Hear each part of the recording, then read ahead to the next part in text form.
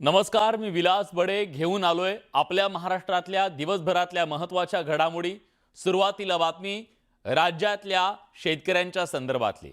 राजकीय कुरघोडी आणि आरोप प्रत्यारोपांच्या गदारोळात कायम अधिवेशनामध्ये मूलभूत प्रश्न हे हरवलेले दिसतात। पण आज राज्यातल्या शेतकऱ्यांच्या प्रश्नावरून विरोधकांनी सरकारला घेरण्याचा प्रयत्न केला।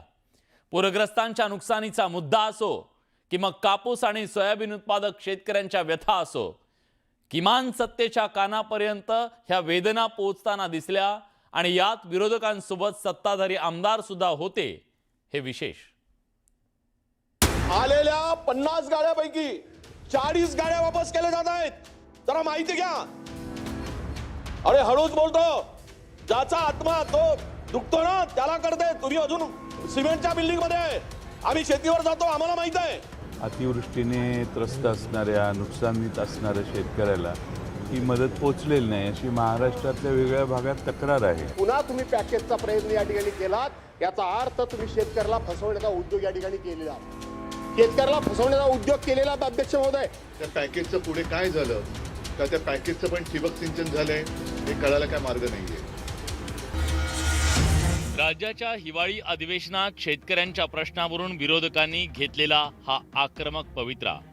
राज्यात सप्टेंबर आणि ऑक्टोबर महिन्यात झालेल्या अतिवृष्टीमुळे राज्यातील लाखो हेक्टर शेतीचं नुकसान झालं। शेतकऱ्यांच्या मदतीसाठी सरकारनं 32,000 कोटींचं पॅकेज जाहीर केलं, मात्र अजूनही अनेक शेतकऱ्यांपर्यंत ही मदत पोहोचली नसल्याचा आरोप करत विरोधकांनी सरकारला घेरलंय। आणि पॅकेज नको अशा पद्धतीची पलीकडची मंडळी असेल, अलीकडची मंडळी असेल, त्या वेळेला बोलली होती। पण पुन्हा तुम्ही पॅकेजचा प्रयत्न या ठिकाणी केलात, याचा अर्थ तुम्ही शेतकऱ्याला फसवण्याचा उद्योग या ठिकाणी केलेला, शेतकऱ्याला फसवण्याचा उद्योग केलेला अध्यक्ष महोदय। आणि म्हणून त्या खरवडलेल्या जमिनी तुम्ही कशा पुन्हा सुस्थितीत आणणार ते तुम्ही सांगितलं पाहिजे। तुम्ही अशा पद्धतीने त्यांना किती अनुदान देणार ते तुम्ही सांगितलं पाहिजे। अजूनही काही लोकांच्या खात्यावरती मदत पोचलेली नाहीये। केवायसीची कामं अपूर्ण आहेत, केवायसीची पडताळणी अपूर्ण आहे आणि हे सगळं शासकीय टेक्निकल जे काम आहे ते सुद्धा अपूर्ण असल्यामुळे आज बहुतांश शेतकऱ्यांना अनंत अडचणींना सामोरं जावं लागतंय। आम्ही केवायसीच्या संदर्भामधली मागणी सुद्धा कृषी मंत्र्यांसमोर करणार आहे। मुख्यमंत्र्यांनी एक भलं मोठं पॅकेज असं एक गोंडस शब्द देऊन एक रक्कम घोषित केली। त्या पॅकेजचं पुढे काय झालं का? त्या पॅकेजचं पण ठिबक सिंचन झालंय हे कळायला काय मार्ग नाहीये। ही आकडेवारी आहे आणि डायरेक्ट खात्यात पैसे गेलेले आहेत। आता सांगा मला की शेतकऱ्यांना पैसे मिळाले नाही ही ओरड आणि हा खोटारडेपणा त्यांचा आता लपून राहिलेला नाही। एकीकडे शेतकरी मदतीवरून विरोधक आक्रमक असताना दुसरीकडे कापूस, सोयाबीन, मक्याच्या हमीभावावरून विरोधकांनी आक्रमक पवित्रा घेतलाय। दुसरा, सोयाबीनचे केंद्र खरेदी केले म्हणून सांगताय तुम्ही। अरे सरसट लूट चालली आहे, सरसकट, आणि त्यावर मोठ्या प्रमाणात उद्योगपती भरून सोयाबीन भारतात आणतायत। हा भाव जर आता खरेदी झाला नाही तर महिन्याभरामध्ये सोयाबीन 3,000वर येईल। लिहून ठेवा, 3,000वर येईल।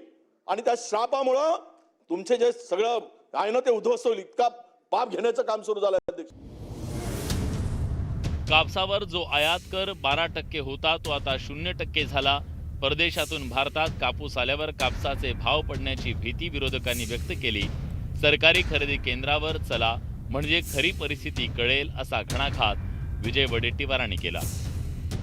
सोयाबीन केंद्र पुरेशी खरेदी करत असताना तुम्ही हमीभाव सांगितला ना, 5,600 रुपये, कुठल्या 5,300 रुपये, कुठे साहेब एक सांगावं, तुम्ही मंत्री महोदयांना आमच्याबरोबर पाठवा, आम्ही छातीवर हात ठेवून सांगतो, कुठल्या खरेदी केंद्रावर सोयाबीन 5,300 रुपयांनी खरेदी केलाय आम्हाला दाखवा जरा।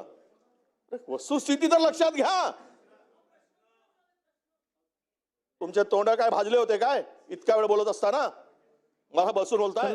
तर अध्यक्ष महोदय, माझी विनंती आहे की आपण कमी भावानं खरेदी केंद्र जे शेतकऱ्यांना विकावं लागलं सोयाबीन, याबाबत जसं आपण मध्य प्रदेशची लाडकी बहीण योजना घेतली तसं मध्य प्रदेशची भावांतर योजना महाराष्ट्रात लागू करणार का?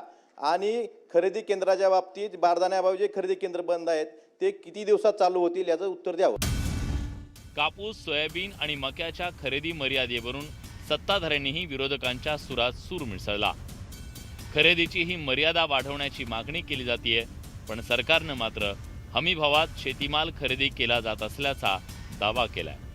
माझं मंत्री महोदयांना विनंती आहे की आपण हे जे काही खरेदी मर्यादा आहे कापूस, सोयाबीन आणि मक्का याची मर्यादा वाढून त्या ठिकाणी द्यावी, जेणेकरून शेतकऱ्यांना निश्चितपणे कमी भावामध्ये आपलं शेतीमाल त्या ठिकाणी विकण्याची गरज भासणार नाही.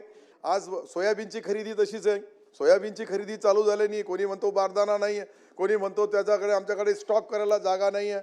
आदरणीय एकनाथ शिंदे साहेबांनी त्यावेळेस मुख्यमंत्री असताना घोषणा केली, गाव तेथे गो डाऊन.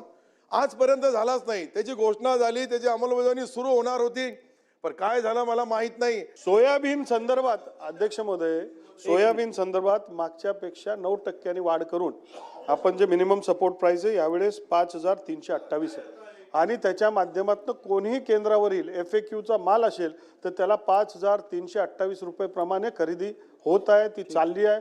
लाखो टन खरेदी केली आहे. आधीच आसमानी संकटानं कोंडीत सापडलेल्या शेतकऱ्यांना सरकारी हमीभावाची आस होती, पण तो हमीभाव मिळवताना शेतकरी अक्षरशः घायकुतीला आलाय. त्यामुळे शेतकऱ्यांच्या संकटाची मालिका तुर्तास तरी थांबायला तयार नाहीये. नरेश बुबाटेसह ब्युरो रिपोर्ट, न्यूज 18 लोकमत.